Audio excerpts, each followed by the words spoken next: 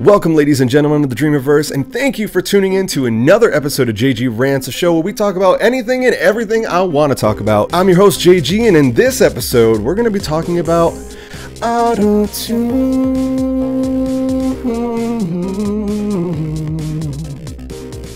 Because there's a lot of misunderstandings about it. So if that interests you at all, if you want to know the ins and outs, if you want to know, does Autotune kill a song? Does Autotune make a song? Can it be used as an effect? Is it for people who can't sing? Is it for people who can sing but want to do this or that? Or whatever? Or what is it? How about that? If you want to know any of that, make sure you stay tuned for this episode. Before we get into it, you guys, don't forget to like, comment, and subscribe. Don't forget to add me at all my social media and everything like that. And don't forget to check out the Patreon, which really helps us out, you guys. It really supports us a lot. Anyways, let's get into this rant. I just want to rant about it. So I've been wanting to do something on Autotune for a while now. There's a lot of misconceptions about it. There's a lot of things that people don't seem to really understand about Autotune. For those of you who may or may not know, I am a musician. I've been in a musical family my entire life. I've been around music a lot. Okay, so I've seen things, I've learned things and everything else. The reason why I got really inspired to do this is because I just got a comment, and I won't say who it is or anything like that, but I got a comment on a video on Icon's Bling Bling Bling Bling, which I love that freaking song, right? Love that song. I think it's really good. The comment is kind of interesting. Sorry, I forgot to put my popper stopper on. Popper stopper. The comment was, that's not Autotune in this song. He, which is funny, they did not specify exactly who they were talking about in Icon. He just has a really unique voice.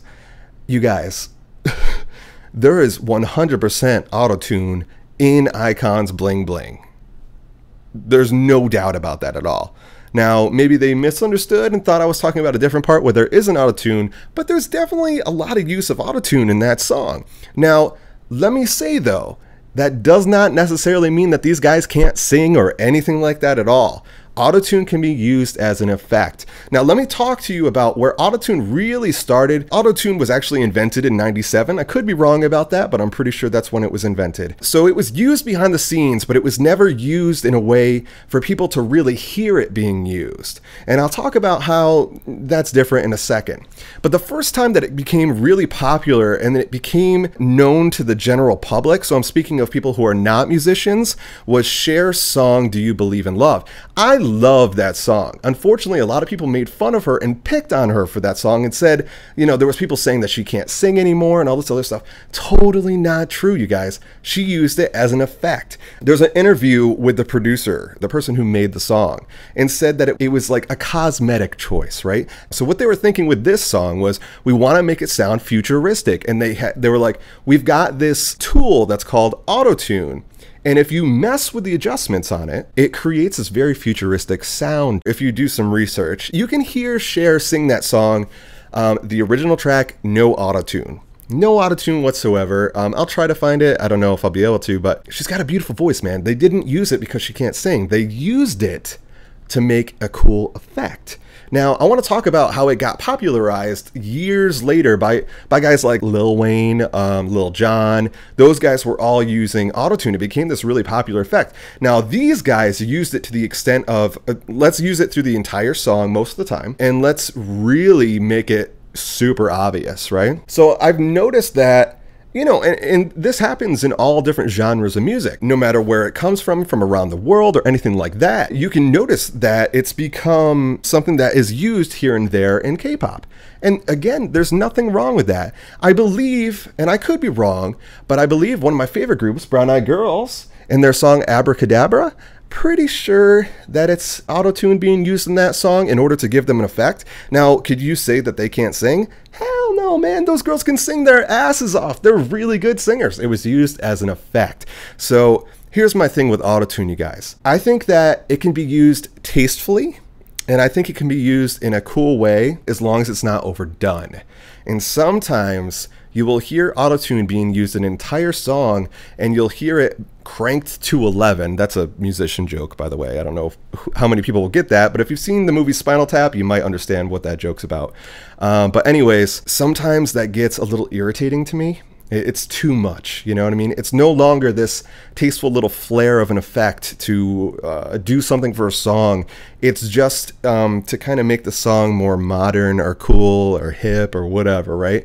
Or falling with the fad. And I'm not into that. Going back to Icons Bling Bling, I don't think that's what's going on there. I think they used it as an effect. I think they used it really smart, and I like the way they used it. I personally have never really used Autotune that much. I'm not super familiar with it. I've played around with it and joked around with it because it's a funny thing to kind of play around with, but it's not something I've personally used for recording. Let me say that there are many different things, you guys.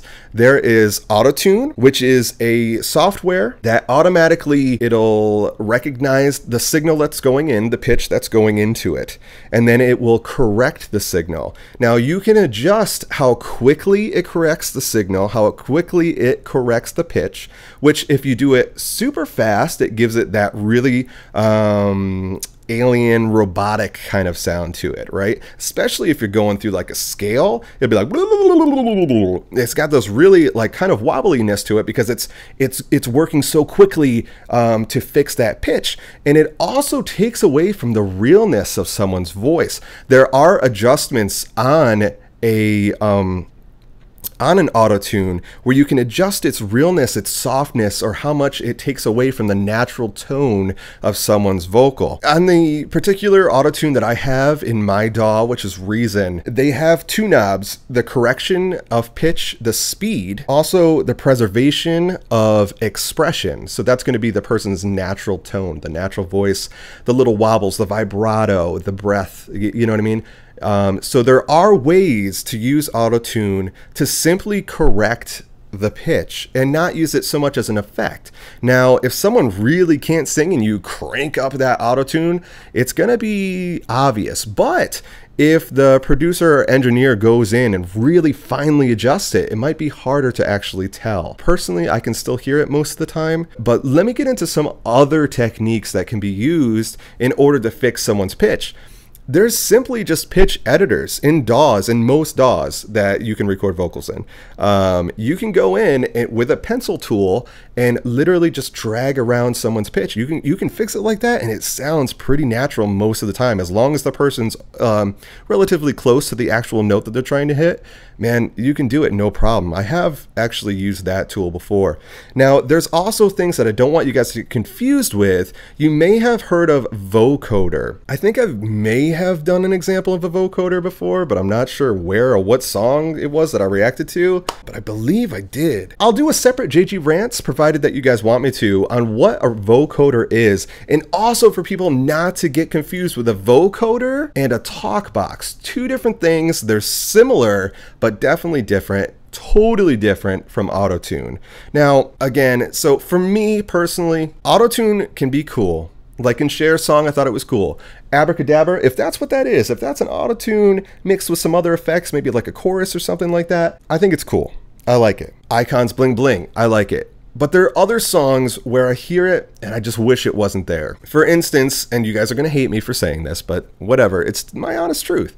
In one of BTS's songs, in Mic Drop, they put an Autotune on RM's vocal when he says, "Whoa," and it kind of goes through this scale. And personally, man, I just wasn't feeling it. I don't feel it in that song. I don't feel like it was necessary or that it added anything to the song. That's just my personal opinion. Again, let me just clarify, whether or not this says that someone can or cannot sing, it's really hard to say. You gotta hear the person actually sing without Autotune to really justify saying, oh, this person used Autotune so they can't sing. For instance, T-Pain. T-Pain was one of those guys who really was like, Autotune's going to be my thing and I'm going to roll with it, and it worked for him. Apparently, he can actually sing without Autotune. So you can't just go in and judge people for using Autotune. I do wish people wouldn't use it as much as sometimes they do, though. That's just my personal opinion, you guys. Hopefully that gave you a little idea of what you can do with Autotune. I think I also forgot to mention that with the correction speed and the preservation of expression, you can also control the vibrato. There are so many different things that you can do. And this all goes by the key. So whatever the key of the song is, that is how the pitch is going to be corrected. So hopefully all this made a little bit of sense. If it didn't, I'm sorry. Let me know in the comments if it didn't make sense. Hopefully it did, though. And if you liked this, you guys, don't forget to leave me a big thumbs up. And don't forget to tell me in the comments if you enjoyed it. Anyways, you guys, it's been another episode of Jg-Rantz. Hopefully I'll be doing some more of these. I haven't done them in a while. If you guys want to check out more Jg-Rantz on different subjects, like is Twice the new SNSD, or Where's the Love for Brown Eyed Girls? If you guys want to check those out, those videos are going to pop up right over here. Dreamers, I love you guys so much. Keep on dreaming, stay truthful, and always stay informed. Thank you for tuning in to another episode of Jg-Rantz. I'm JG, and I'm about to go. I'll see you guys in the next video, and until then, bye.